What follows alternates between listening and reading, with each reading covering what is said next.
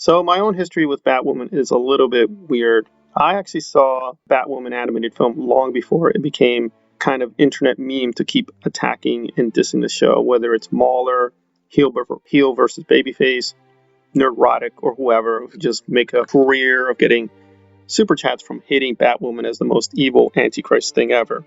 That said, I didn't really like the animated film. I thought it was basically a soulless cash grab. On the other hand, I'm not a purist. I do think you can change the Batman mythology. I like Spoiler from the comics. I like Huntress in the comics, and I liked the way was done in the Margot Robbie movie. And I like Spoiler. So I'm not a purist. I do think you can change and modify the mythology. And obviously, Batman has been given several different versions. I'm not going to go through my whole ranking. So the Batman mythology is not sacred, but I always felt Batwoman was a little bit of an underperformer.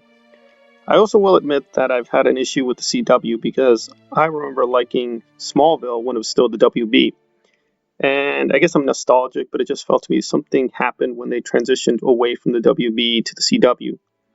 So I have no issue with female heroes. I like Buffy the Vampire Slayer a lot and have done a lot of video essays on that. But again, Angel is more my thing. I also like Firefly a lot more. So it's not a gender or homophobic thing, although, again, I do find all this making everything gay more and more annoying. I just felt the way they introduced Batwoman was very cynical.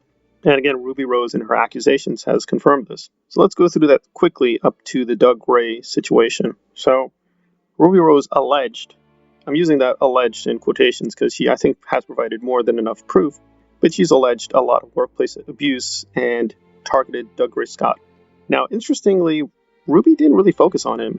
Really, he's just a side character in this quest. But she did say he screamed like a little bitch and was abusive.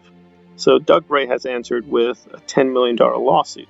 And this is where it gets really funny. He says, well, the WB television backs him up. So the WB television is supporting Dougray Scott.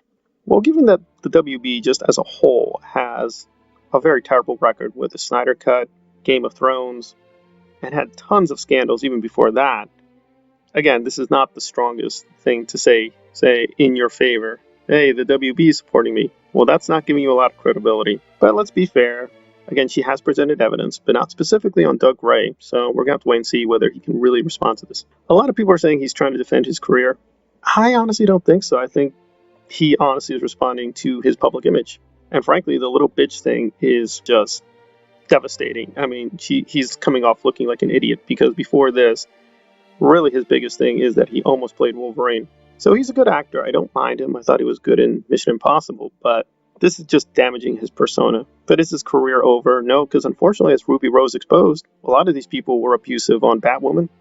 Their careers are fine. I don't think they're going to be ending any of these people's career, but they're going to have a big black mark from now on, and they're going to have a lot of explaining to do. So there's that. But I mean, Jeff Johns was part of the Justice League and the fiasco over the Snyder Cut. He's working at the CW. So again, you can do a lot of bad things, but you're still going to get hired. But I think Ruby is trying to, frankly, be vindictive and get revenge. But again, she seems to have evidence, so that's fine. So I'm going to try to be consistent and actually look at the Batwoman because I've been avoiding it like the plague and try to give it a chance. But I'm still skeptical, but I did like Batman Beyond. I do like it sometimes when they tweak the Batman mythology. It just seems like a very poor idea, even in conception. But again, I haven't given the show a real genuine chance, and given all that's happening, I gotta at least try to balance out the coverage because it just seems like these hate videos on Batwoman are so over the top, they don't make any sense. I mean, I get it, it may not be a good show, but is it really the worst show ever made of all time? I doubt it.